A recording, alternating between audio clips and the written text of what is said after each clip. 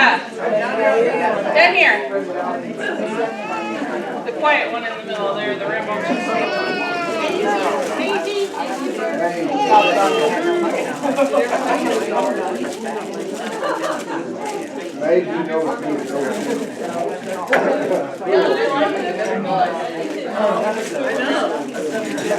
got it? You get them all?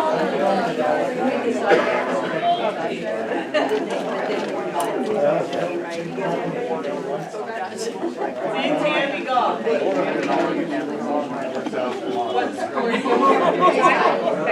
a hand to the crew from Mays High for the thank yous.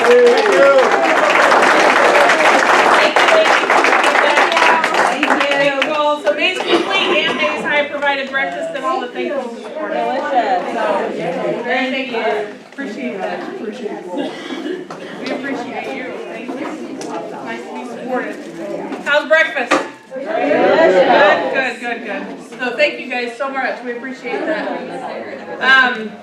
Before I get started, we're going to introduce our guest speaker this morning, all the way from Topeka, Kansas. Melissa's here with KSDE. She's with the School Bus Safety. I always say that she's my boss. They're ultimately my boss. When I have questions, I don't know answers, or I get in trouble, they're the ones I need to talk to. So she's going to talk to you a little bit about something we've had some issues with lately. Pre-trips, getting those done. I told you guys we can get in a lot of trouble if we don't get those done. So she's here this morning to talk to you guys about that and help reiterate that. So listen up, and if you have questions, by all means ask her when you're done, and I'm going to let her have the floor. Absolutely. Well, good morning. It's good to be here. It's been a few years since I've been here. I've been at KSDE now for almost 7 years, and I think this was one of my first places to come to when I first joined KSDE. So I'm thrilled to be back. We are going to talk about pre-trip inspections. I am going to use my bus driver voice the best I can, but I am struggling already. It's too early in the year for this with allergies, so I am a little froggy, and I do apologize for that. But when we talk about pre-trip inspections, or I noticed whenever I was at my school district and I trained bus drivers, we always told you what to look for in pre-trip inspections, but rarely did we actually get to see what the defect looked like. So most of the pictures we're going to look at today are pictures of those actual defects. Some of them are just kind of fun pictures, right? We're going to talk about some state laws. If you have questions as we go along, please ask. Please, I'm going to ask that you hold any stories until the end of the morning. But if you have specific questions about what we're talking about at that moment, let me know. I'll either be able to answer it, or it may be something that comes down to district policy, and I'll have to defer back to Kathy on that. This doesn't cover everything. We tried to get the majority of it, but again, your district should have a form that you use when you do a pre-trip inspection. You fill that form out. That form then has to be retained here in the transportation office. That is required by law. It's also part of your school district's safety audit. Again, federal and state laws both require pre-trip inspection of any vehicle being used to transport students. How long should a thorough pre-trip take? About 15 minutes. Now, I'll be honest with you, I used to sit in my office in my bus barn and watch my drivers out in the lot, and some of them would just run around the bus real quick and then they'd get in and they were done. No. As Kathy said, not doing pre-trips can get you in trouble because you're required by law to do it. It can get your district in trouble. In the event that there is any kind of a crash that you're involved in, they may come and look at your records here in the transportation office, not having done a pre-trip. And you hear me talk a lot about this in my programs. The liability apple, right? We have this apple of liability, and goodness knows we take on enough liability with the job that we're doing, but why on earth would we want to skip a pre-trip inspection and take a bigger bite out of that liability apple? Okay, That's what our jobs are. Our jobs here are to help keep the liability off of you. So again, thorough pre-trips every time. In this program, are you guys required to do under the hood here? Yes. Yes. Your fluid checks is what she's asking, yes, we Yes. are. So what about belts? You guys look at all of that, so you do a pre-trip, okay? We don't get into that into this program, just simply because we try to keep our safety meetings to an hour or less. And if we start getting under the hood, because believe it or not, there's a lot of districts out there that don't have their drivers do under the hood pre-trips, their mechanics do it. So a separate form is filled out for under the hood for each bus, and it's done by mechanics. So that's another reason why we don't do that. If you do them here, please don't do them with the engine running, right? Nobody in here wants to use their first aid skills that bad, right? So don't do it with the engine running. Air brakes, do you guys have air brakes here? Yes. Okay, we also don't talk about the air brake inspection here. So make for sure you are following your district policies and procedures for under the hood and air brake. Okay, so Kansas Law 9138.7 is the one that requires you to do a pre-trip inspection. Every bus driver, every school vehicle driver. So sometimes our teachers and our coaches get into our school district vehicles. Sometimes they are licensed to be able to drive buses. Just because they're teachers and coaches, they are not exempt pre-trip inspections. Even on a van, even on a Ford Taurus, okay? Anybody who transports students in a school vehicle is required by law to do a pre-trip inspection. You're to document the inspection in writing. Again, that form gets filled out every time you do one, and then that gets delivered back here. If any defect is discovered, students shall not be transported in the vehicle until the defect is corrected. Okay, and again, this includes school passenger vehicles. So one of the questions we get asked most commonly, how often are we required to do them? Specific state language, our language law language says, a vehicle driver shall inspect the vehicle before its use to ascertain that the vehicle is in safe condition and equipped as required by law, and that all required equipment is in working order. That is specifically what it says. So your district transportation policy dictates how many times a day you do a pre-trip inspection. The law says every time you head out. Your district policy can require more. So for example, I like to pick on my home district a lot. We were required to pre-trip before every route. So if we drove 2 routes a day, we were doing 2 pre-trips a day. If we did a midday route, we're now doing 3 pre-trips a day. But our district policy went further to say, anytime we're out of our bus seat for more than 2 hours, we have to do another one. So how did that apply to us? We took those long all-day wrestling trips, volleyball trips, debate, forensics. Usually whenever you get somewhere, you park the bus and you're waiting a while, right? And you guys all know, I'm sure most of you have discovered this, a lot of those have some great rooms like this that you can go in and have a seat and have some really good food, have some coffee, and just kind of relax. You may be out of your bus seat for more than 2 hours. What is your district policy on that? I'm turning my phone off. They need to check it if it's been sitting more than how long? 2 hours. So yours is the same thing ours was. That's what KSDE recommends. That's their is if you're away from your bus more than 2 hours. What if you get out of your bus and you run inside, you go to the bathroom and you come right back? Are you then required to do another one? No. But here's what I recommend, and we're going to talk about this a little bit later. Take the long way around your bus. Even if it's just been 15, 20 minutes, take the long way around your bus. Just make for sure there haven't been any shenanigans played while your bus was empty, okay? Especially in other districts. Yeah. So, I recommended my drivers, because our buses were all lined up on one side of the lot, their parking was on the other side of the lot. As you're walking across the lot, that's when your pre-trip actually starts, right?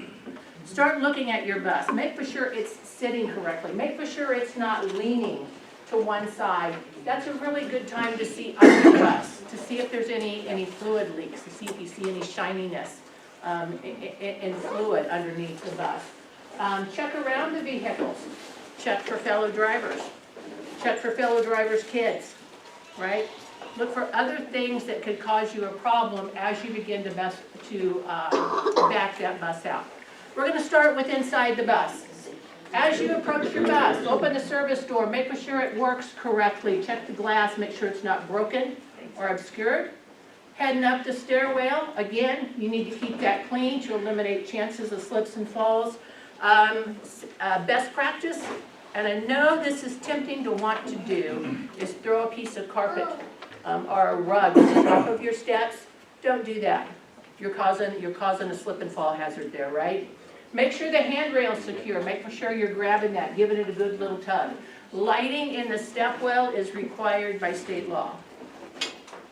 Be sure that that light works. If it doesn't, it needs to be reported immediately. If it can be fixed out before you head on a route, please take care of that. Steps. Our steps have that great little tread on them, right? That tread has to be there, and it has to be there in whole. Okay, it has to cover the entire step.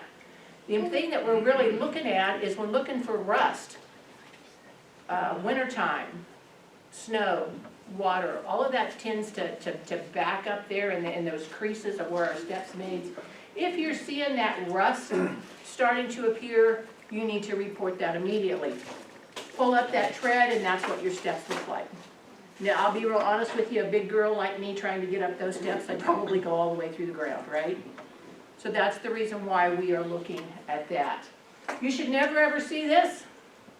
A mechanic might say, oh, the tread's coming up, let me get my pocket knife and just whack that off. You can't do that, that's against the law. The entire tread is required to be there. So this bus, I'm just going to give you a little bit of info about this bus picture here. This is a bus that was purchased by a Head Start group in Junction City, Kansas. I'm just going to tell you, they got a really good deal on it. A really good deal on it. Keep that in mind, and I'm going to point this bus out to you every time the pictures come up. But if you were coming in and pre-tripping your service door, what's missing in this picture? Cover. The cover, the entire latch is missing, right? That emergency latch has to be there, it has to work, you have to check that, okay? The time you don't want to find out that that doesn't work correctly is when you have to evacuate your bus. And we never know when or if that time will even come up, right? But it's part of our job in our pre-trip inspections to make for sure that works correctly. Seatbelts, make sure your seatbelt's properly adjusted. Make for sure you are pulling that seatbelt out. Check the frame. Make for sure the automatic securement works. So yank on it real hard and see if it stops. Okay? That's important for you. We want that working well for you so that if you have to stop suddenly, your seatbelt's going to protect you because you're the one steering the bus, right? Loose items. You should make for sure that all of your loose items in your bus is secure. Now, this is a picture I dummied for this purpose, but we actually had a school bus accident about 1.5 years ago in northwest Kansas where a school bus driver was driving down a dusty road, lots of corn on either side of the road she was on. She was northbound, and then there was a state highway that ran east and west. She came to a stop at the intersection. She didn't do a very good job of looking and started pulling out into traffic. So she had to slam on her brakes. When she slammed on her brakes, her little container of puke crystals slid down into the floor, and guess what? Then she couldn't stop at all. She was pretty much, she was in trouble, right? There was nothing else she could do at that point. The bus was T-boned. It was rolled over. Fortunately, there were no injuries. But everything in your vehicle has to be secured. I was doing the AAA driver improvement class last fall in Holton, Kansas. And I had a gentleman in that class who worked as a part-time EMT. And just 2 weeks prior to that, he had reported to a fatality accident on 75 highway. One vehicle, black SUV. You guys are gonna make me start now. Black SUV going too fast. Of course, the posted speed limit is 75. But they ascertained that the vehicle was going too fast. 3 occupants, a mom, a dad, a child. Mom and dad, they were all secured. Mom and dad both survived the wreck. The little girl did not. But remember, I just said she was secured. This went airborne at the time that the vehicle struck the guardrail, struck the little girl in just the right spot in her neck, and she bled out. So something as simple as an ink pen not secured in the event of a crash, in the event of a crash can cause a fatality. Make for sure everything is secured. Now, milk cartons, no, can't have those on your buses. You can't bolt them to the floor to hold them secure. That's called modifying the bus. You can't do that. Okay, there is an aftermarket accessory that you can buy. It's a vinyl piece of fabric type, if you will, that you can slip it over that modesty panel behind your bus seat. It has pockets, has deep pockets, that you can secure some of this stuff in. But it's not going to hold everything. So you're going to have to pick and choose what you have on your bus. Make for sure that when you click your seat belt in, it actually clicks. Make for sure that that securement works properly. And then, of course, state law requires everybody in every vehicle who's driving to wear a seatbelt. Of course, we know seatbelts aren't required on school buses. That's a whole different class. We won't get into that here. But drivers of school buses are required to wear their seatbelts. Anybody being transported in a passenger vehicle is required to wear a seatbelt. So don't think you don't.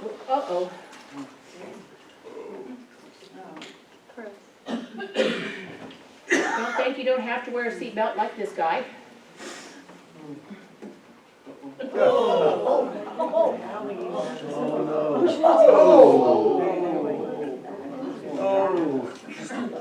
He wasn't going very far, didn't think he needed to wear his seat belt, so he didn't. He was driving a little minibus, right, headed to where he was going after he dropped off in the morning on morning route.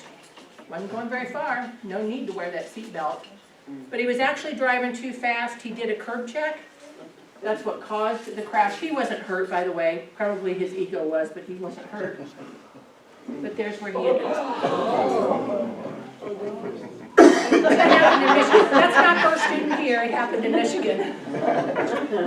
Yeah, wear your seatbelt. In fact, I always like to go so far as to say, even if you're in your personal vehicle, and your spouse or one of the kids has run into a store to pick something up real quick and you're just waiting on them, leave your seatbelt on.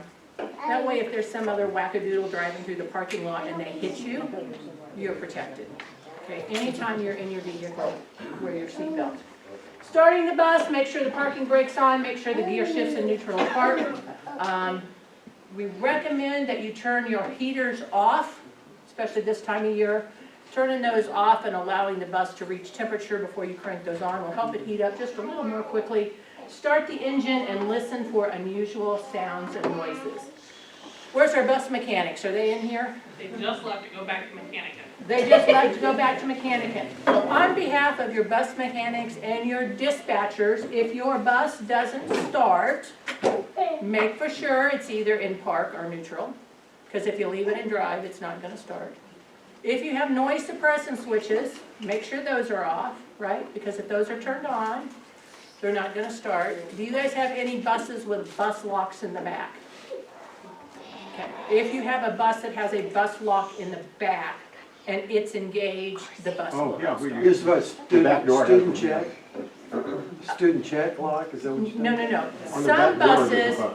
Some buses have a slide bolt system. Yeah. On that back service Some door. minibuses do. Some do, right? And if that's been engaged, your bus won't start if it's engaged. The big buses have an interlock with the ignition All right. on the rear door. Start the vehicle, Yeah, just stick your on the ABS dash. light should come on, your battery light should come on, your engine oil pressure light, all of this stuff should come on, but it should go off very quickly. Okay, check your indicator lights, check your turn signals, your hazard flashers, your high beams, make sure those all illuminate correctly. Check your gauges. Check your gauges often while driving because that's going to tell you if you're having an issue under the hood. Okay, but when you start your bus, you should make sure those rise and fall and then come back to the correct levels. Fuel. Nothing made me more crazy than for a bus driver to call in late and not come to work, and I'm headed down to the bus lot to drive a route and her bus is empty, or his bus is empty. Buses drive just as well on the top half as they do on the bottom half. Okay, so always keep your buses properly filled. Oil pressure, again, we talked about that already. Your battery will read 14 to 14.5 volts. Your coolant temperature should be at the proper adjustment. And then, of course, don't forget to check your horn, check your backup. Okay? Talked about fuel already. Insurance cards. This is very popular. We get lots of reports of this from the Highway Patrol, especially at the beginning of new school years. When they're out inspecting buses, buses don't have the proper insurance card in them. Most school districts' insurance policies run from July 1 to June 30. So when you get in your bus at the new school year, make sure you got the right insurance card, okay? Okay, here's our bus again. Now I want to remind you, they drove this bus from Junction City, Kansas to Bonner Springs, Kansas, which is about a 2.5 hour drive with all of these defects. What's missing here? Fire extinguisher. You may not drive your school bus without a fire extinguisher. Even if you're just taking it to get worked on, it has to have a fire extinguisher in it. Right? In fact, state law requires that your bus have a first aid kit, body fluid kit, warning triangles, fire extinguisher, and at least one seatbelt cutter. How many of you have paras or monitors on your bus? Few of you. And how many of you that have paras and monitors have them because you have kids in car seats or star type seats? Recommend that you have at least 2 seatbelt cutters. That way the driver has one, the para or the monitor has one. Does that happen? You guys all have seatbelt cutters? Cool. Like that when people shake their head yes. Okay? Make sure you know where it's located. Make for sure it's there. It's easy for shenanigans to get played and those warning triangles to walk away. At our district, we have what was called Senior Skip Day and Senior Prank Day. It was the first Friday in April. Several years, our buses were targets of the pranks. Some of them were pretty malicious, some of them were pretty harmless. One particular year was they got onto the buses and the lots and they emptied our fluid kits and our first aid kits. They closed them back up. Now, we as bus drivers got on, we looked, we saw they were hanging there as part of our pre-trip, we checked it off, we kept going, right? So first Friday in April. The end of May, when bus drivers were inventorying their first aid kits and their body fluid kits so that they knew what to tell me to order for them for the next school year, we discovered at that time they were all empty. So we had gone from the first Friday in April to the end of May with nothing in our first aid kits. I called the high school principal. I said, Mr. Carlisle, where's my stuff? Let me make some calls. About 2 hours later, some nice young men come in with these big Xerox paper boxes full of our supplies. They got to go restock our first aid kits. But at least they brought it back, right? When you're looking at your fire extinguisher, make for sure that you are making sure it's fully charged. This is simple, just making sure that needle's in the green. If you look at that knob, you'll see that field of green is very narrow, right? So make for sure that fire extinguisher is properly charged and ready for you to use. I like to recommend to my drivers in the mornings, in the afternoons, when the bus was quiet and there's no kids, just stand there for a minute and enjoy her in all her glory. Because that's the only time the rest of the day it's going to be that way, right? Just stand there for a minute and look. Just take a good overview. Start at the top, work your way down. Just make sure everything looks right, okay? Don't be like my driver Angie, who drove Route 26, who saw a shadow one day go from one side of the bus to the other. She went down there looking. Now remember, we were in a pretty rural area, right? We left our buses open because we were close to the high school football field. So if there was imminent danger that the kids needed to get out of weather conditions, they could go hop on the buses and wait for the bad weather to pass. So our buses were open, and some of them kind of sat on a slant, so the service doors never stayed closed. Angie's bus was one of those. So she sees this shadow. She goes walking down there thinking it was a cat. She didn't get sprayed. But let me tell you what, I was pre-tripping 2 buses down and I saw her hauling out of there and she was moving fast. I'd never seen her move that quick. So again, be aware that there's things that can happen inside your bus that you need to be prepared for. Floor should be free of unnecessary hole and free of debris. Check that there are no broken seat frames and that the seats are firmly attached to the floor. We do this when we walk down. I'm not sure how you guys do this here, but as we walk down our bus, we pushed on those back seats, on the seat backs. And as we came back, right, we pulled up on those seat bottoms, making sure everything was secure.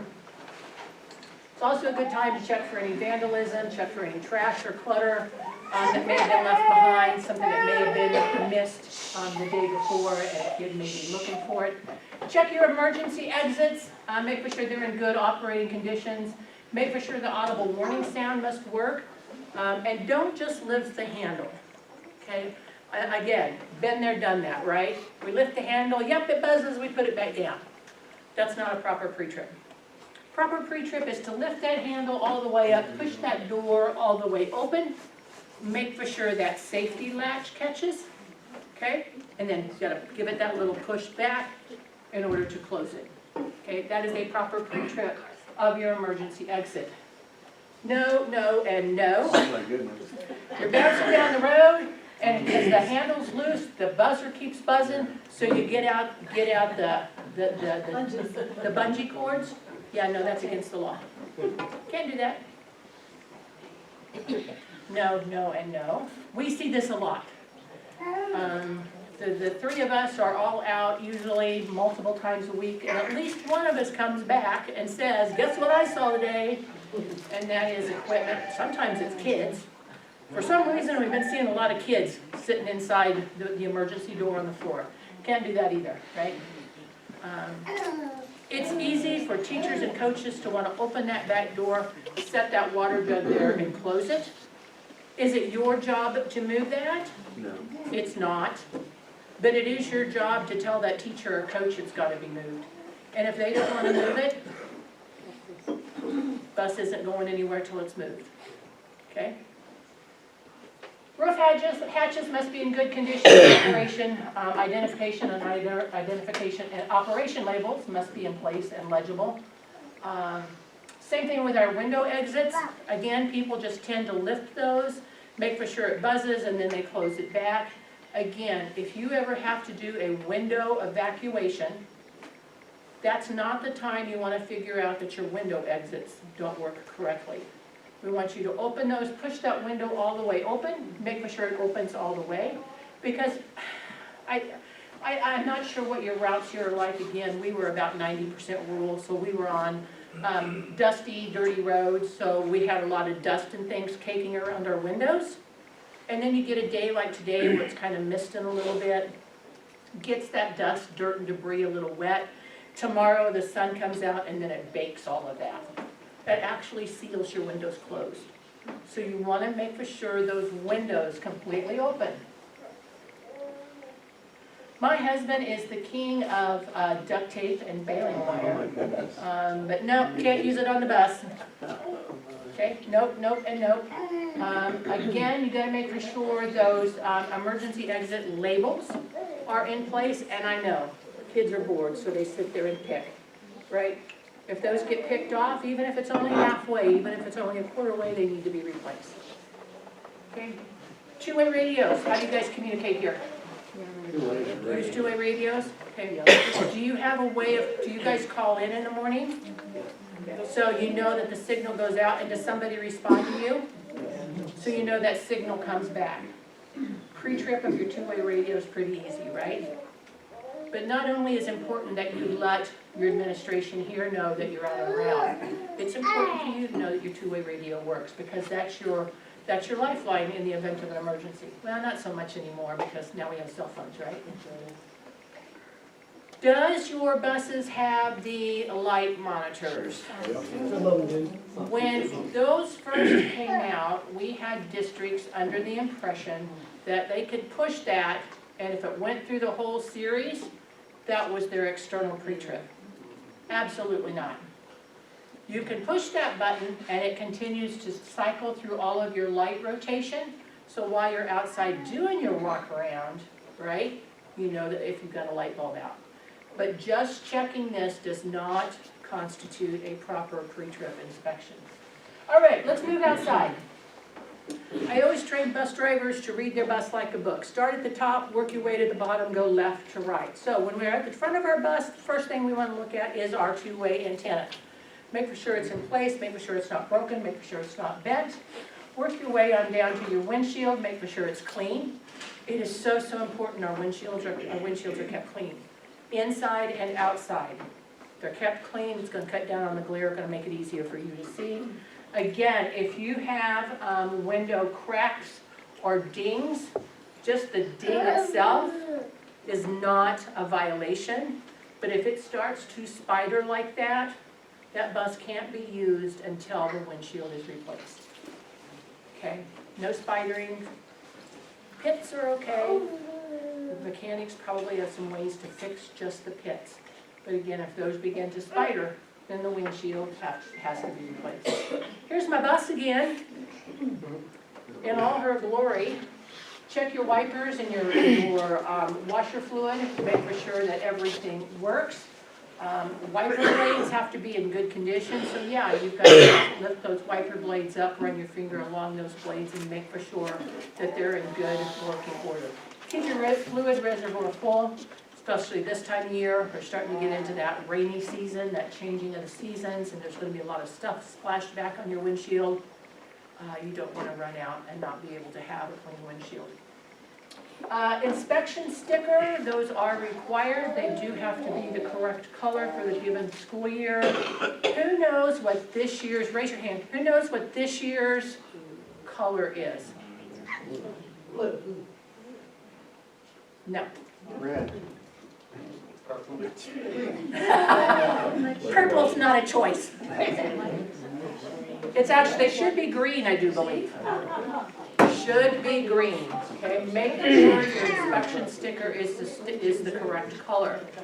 Make for sure your inspection sticker is in the correct place.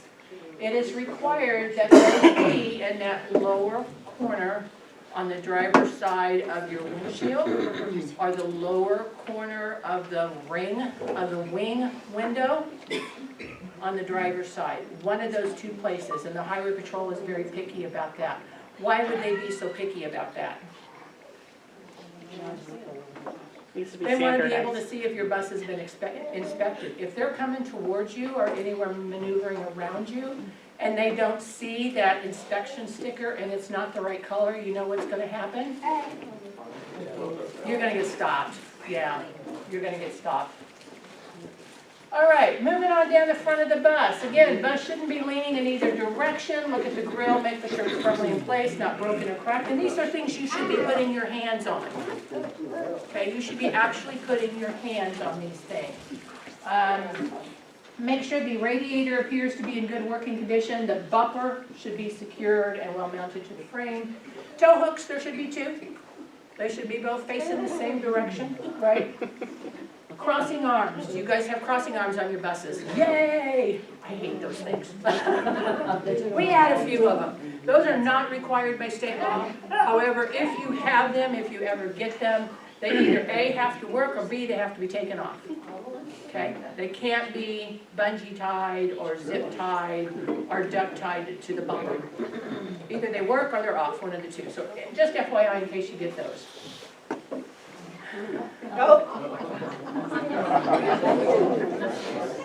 So, yeah, ingenuity, right? So I know obviously, there's no bus pictures out this like that. So I put that in there just to kind of make fun. And I was doing this program at a school district west of here. I won't throw them too hard into the bus. I'll just say they're west of here. Where a lady spoke up and said, "I've done that." They were leaving an activity trip late at night. The lights didn't work. They gathered all of the flashlights they could, and they duct taped them to the hood of the bus. You can't do that, right? What are you doing at that point? Calling for Calling assistance. somebody and saying, "Lights don't work, I need another bus." Okay? Leaks, again, look under the bus, look for puddles of fluids. Could be green, could be red, could be dark brown, could be oil, but make for sure you're looking for those fluids, right? If you look under your bus and you see that, of course you know you're not driving it, right? Mirrors. Who would have thought there was that many points on a mirror that needed to be checked? What's the easiest way to check those? Grab and shake it. So again, you're not just looking, you're actually grabbing it and trying to move it, right? Guess what stuff that is? Now remember, they drove from Junction City to Bonner Springs, Kansas. So the picture on your left, that's the driver's side of the front bus. What's missing? The mirror, the crossover mirror. The other side is the passenger side of the bus. What's missing? The whole arm, the whole mechanism is gone, right? Those have to be there. You have to tug on them. You have to put your hands on those mirrors, make sure everything is secure. Yeah, ooh, that's actually a picture I took. We had taken our marching band up to Bonner Springs for a marching festival. They were doing one early spring. And it was an incredibly cold, windy day despite the sunshine. And the buses that were parked in front of us had their band out on the field. And this driver thought, I'm going to pull my bus up there and I'm going to get my kids as they come off the field and I can warm them up quicker. Heart was in the right place, right? Her head was not, because she backed up her bus, hit the bus behind her, damaging the mirrors. You can't use that bus to drive kids back home. You got to call and get another bus. Okay? What's your district policy on even backing a bus? With assistance. Say again? With assistance. With assistance.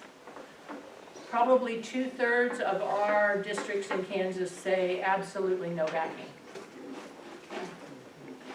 Turn signals, again, you're putting your hands on those, making them secure, making sure they're in place, making sure they're not broken, making sure they're not cracked.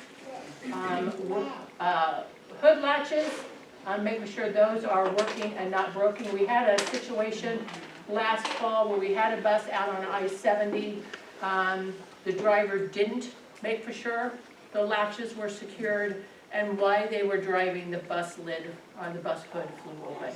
So again, make for sure that that is something that you're making for sure is secure. Make sure the step and the handle all are secure and work. And again, never use the tire or any of its components as a step, because you can actually destroy those things, right? Especially those oil seals if you've got those rings right in the middle. Tires, you do need to check your tires every pre-trip, right? We're looking for bumps, we're looking for bruises, we're looking for bulges, we're looking for tread, right? 4/30 seconds of tread on the steer or right front. What's the easiest way to check the tread on your tires? A quarter. Yep. Just stick a quarter in there. If part or most of Lincoln's head, or not Lincoln, Washington's head is covered, you've got good tread. If his head is fully exposed, that needs to be reported so new tires can be ordered and that can be replaced. Make sure the valve stem is secure. Again, that you're actually putting your hand on that, right? Tugging on that valve stem, make for sure it's secure. Wheels and rims. Check your lug nuts. Again, every lug nut, every time you're putting your hand on and you're giving it a twist. Make for sure those are secure. If you're seeing rust around your lug nuts, what does that indicate? They're loose or they're not tightening properly. So now we've got water building up there. causing that rust. And of course, if you're ever missing a lug nut, you cannot drive in that bus. So the picture on the left shows the rust, the picture on the right shows the missing lug nut. We talk about our wheels and our rims, and we talk about no welds, no cracks. But what does that look like, right? So the picture on the left shows what a weld looks like. It's going to be definitely a different color material. And then, of course, the picture on the right shows that crack. Look at your tires. Make sure you're not seeing anything leaking from those. This one right here, oh, that's not going to work. Picture on the left, not so bad, right? Not nearly as bad as the picture on the right. But the picture on the left was me. I had a bus driver call me. We transported high school kids from our school districts to the Lansing School District for an alternative education program. Only about 15 miles, not very far at all. And Maggie calls me on the radio and she said, this bus just isn't driving right. I'm afraid to drive it back.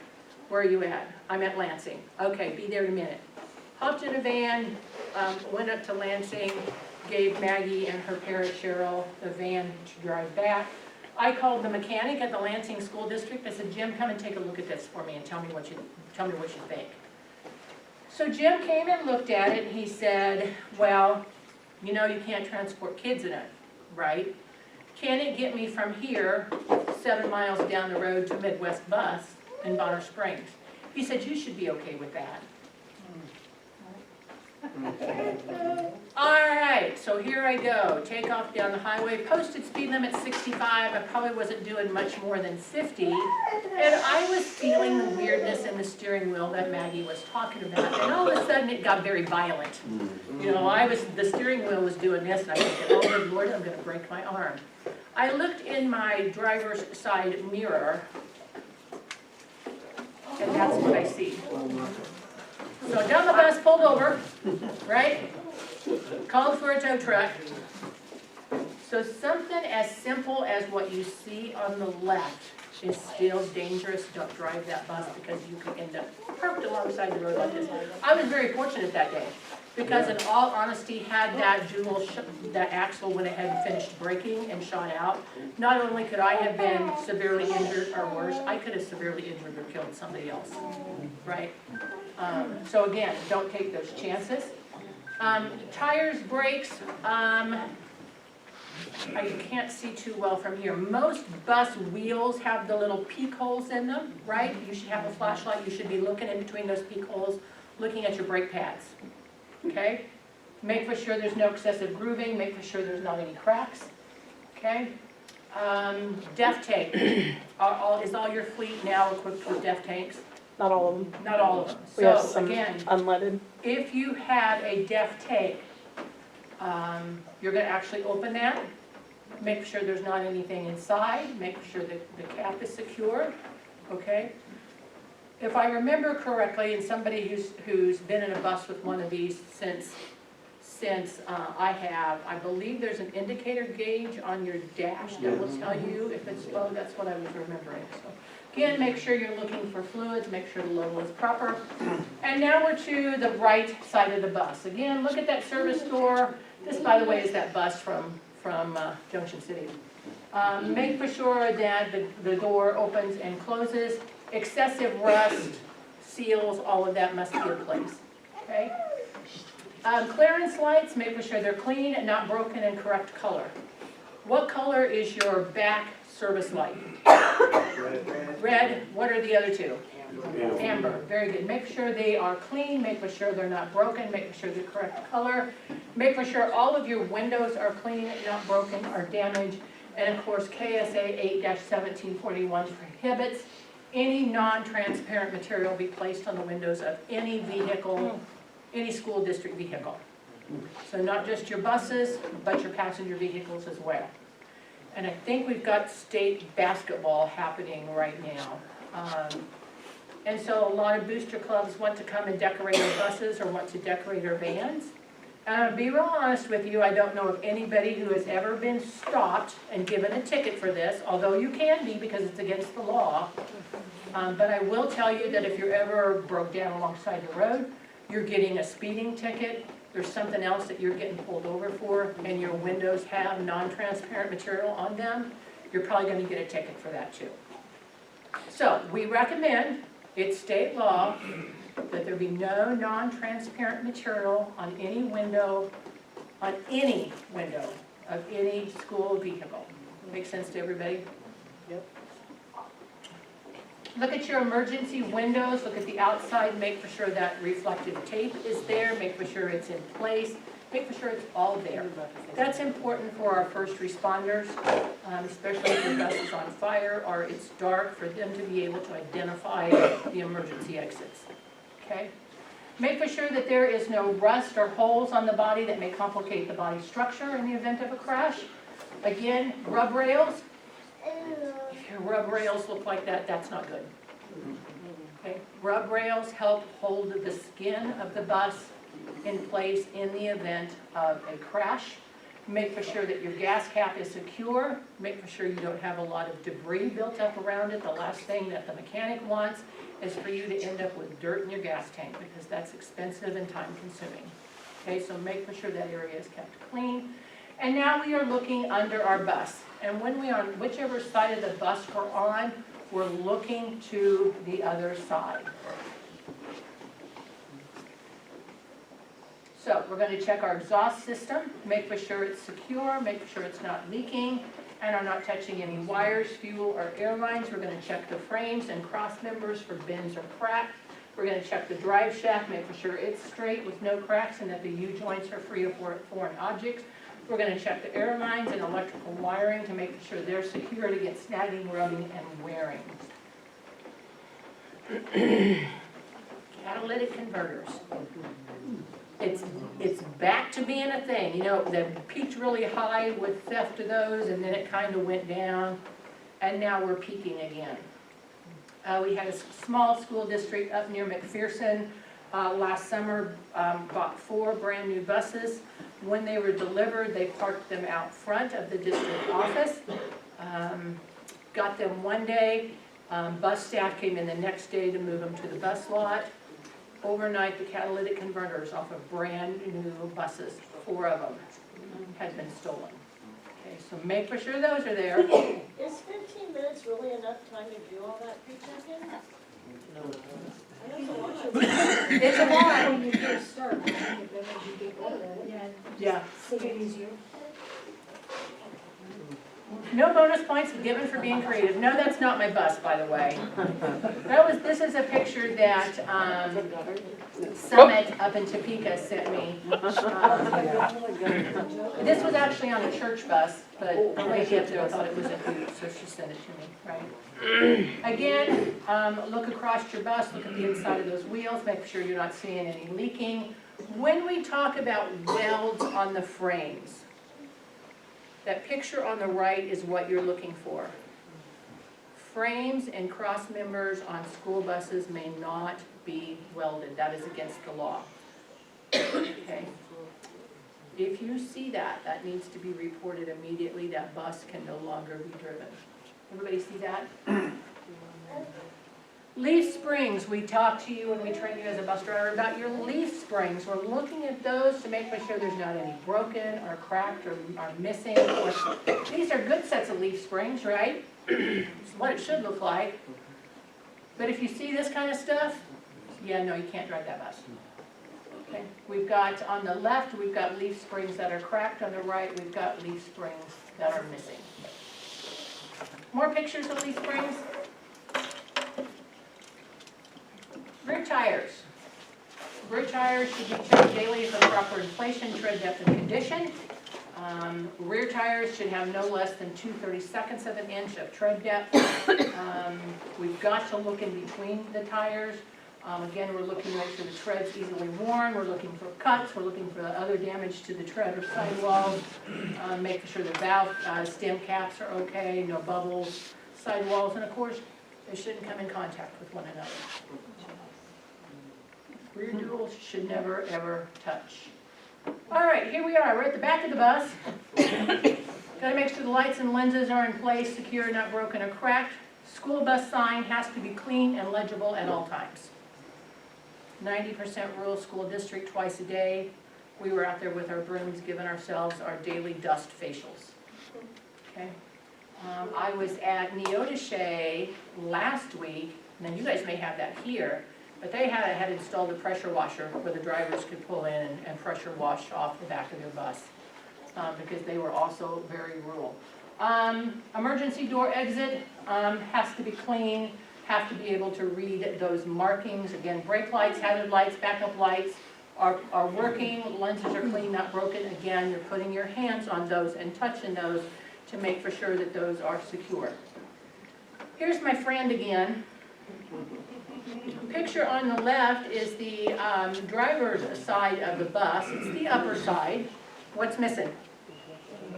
Clearance light. Clearance light, yep, and then of course the next picture, the picture on the right is the driver's side of the bus, and of course you see everything, the lenses, most of the unit itself is broken. Again, they drove this bus all the way from Junction City to Bonner Springs. It must have been a slow day and there weren't very many policemen out, because really they should have been stopped and pulled over for it. Again, we're back now on the driver's side of that same bus. Check those lights, make sure the lenses are there, make sure they're secure, make sure they're not broken. Your service door. Open that from the back, look underneath your seats. Also look at that piece of metal that's there that holds down the back tread. That's not the right word. You guys know what I'm talking about. Make for sure that is flat. Make for sure it's secured properly. Make for sure there's no sharp edges on it, because again, if you have to evacuate out the back of your bus and you've got kids sitting down to slide out, I mean, we could really cut up the back of some little legs with that, right? So again, something else you're checking. You cannot lock. If your bus does not come with one of those locking mechanisms that we talked about earlier, you cannot use a padlock or any other way to lock the inside of the bus. The driver had had their heart in the right place, in the fact that there was a lot of purses and iPads and things like that left on the bus. So they put that lock on there to secure the stuff, because the front of our buses has got a key lock, right? So they locked up the back. That's against the law, even if the bus is just sitting. Because if you do that, but you stay on the bus, or a couple kids could want to come sit on the bus and chill out for a little bit, and something happens and you got to go out the back really quickly, you can't. You can't. So this is not legal at any time, anywhere, shape, or form. What's the difference? The one on the right's missing.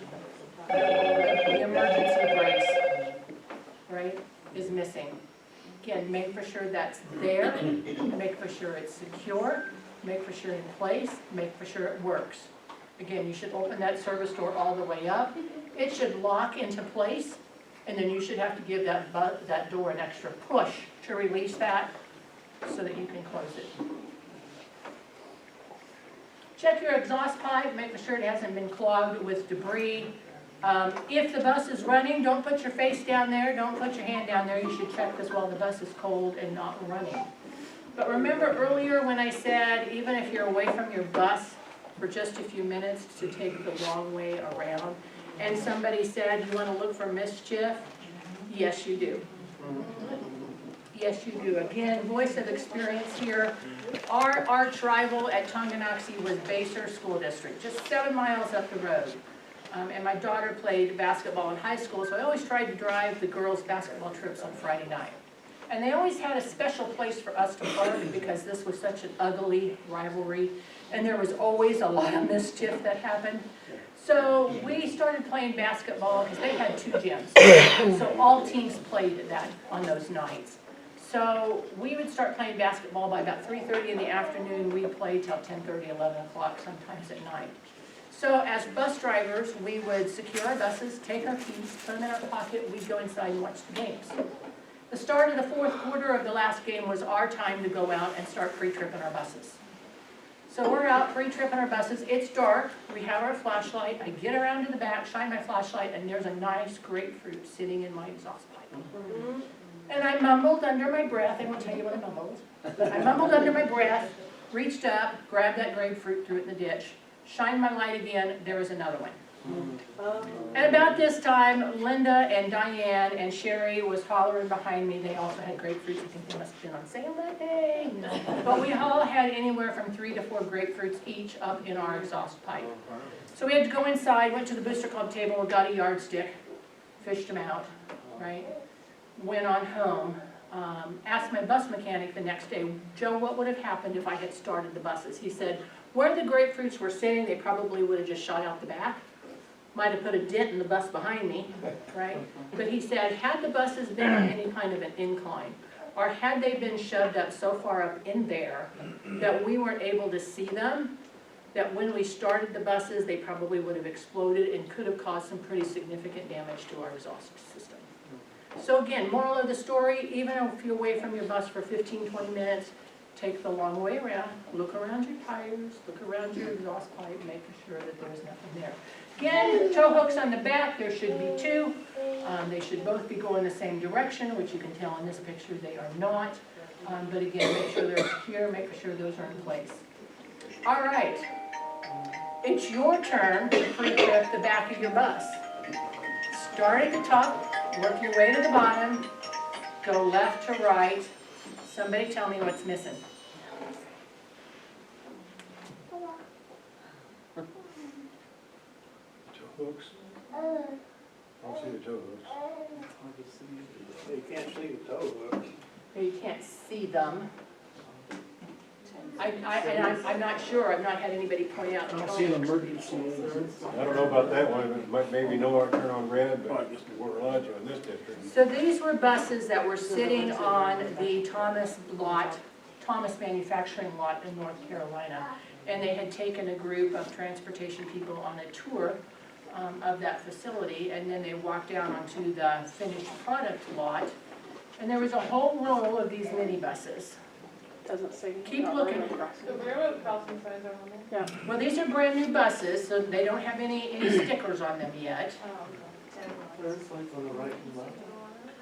Tell me what you mean by clearance light. Very top left or right? Yeah, no, these are the new ones and they've got recessed lights. Yeah, yeah. What's that yellow projection up on the right?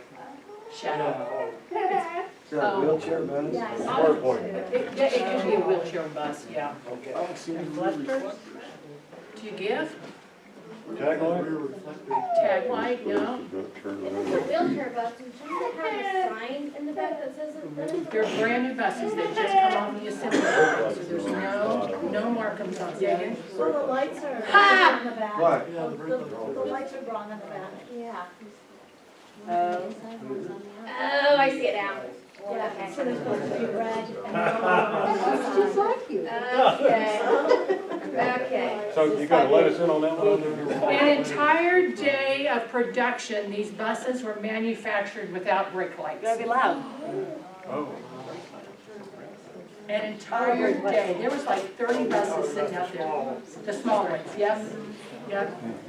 All right, round to the left side of the bus, do everything that you did on the right side. Start at the top, work your way to the bottom, clearance light, windows, stop signs, tires, mud flaps. Again, looking at everything on the left side that we've already talked about on the right side. That picture on the right, guess which bus that is? The Junction City bus. Yours that drove. They got a good deal on it. Did they buy it without looking at it? Real good deal.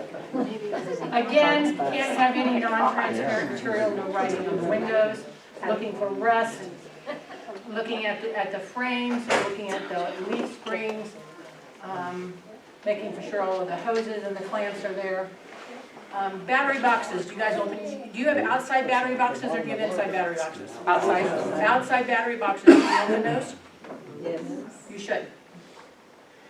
Make sure the latch works, make sure that no foreign objects have been put inside. Okay, that's a recommendation by the Transportation Security Administration, because that's easy for somebody to put something in there that we don't want. Okay, same thing with our battery boxes. Do you open those? Open those, make for sure that tray slides in and out correctly. Make for sure that there's not a lot of corrosion, because this will keep your bus from starting, right? Yeah. Okay? Throw that flag trailer. They may have a latch, some of them have little latches, and when you hit that latch, they open it Is this up. on the bus we got a deal on? Yeah, it is. Good guess. Red, How'd you guess? purple. Your stop signs, if I remember correctly, it was like a 97 or a 98.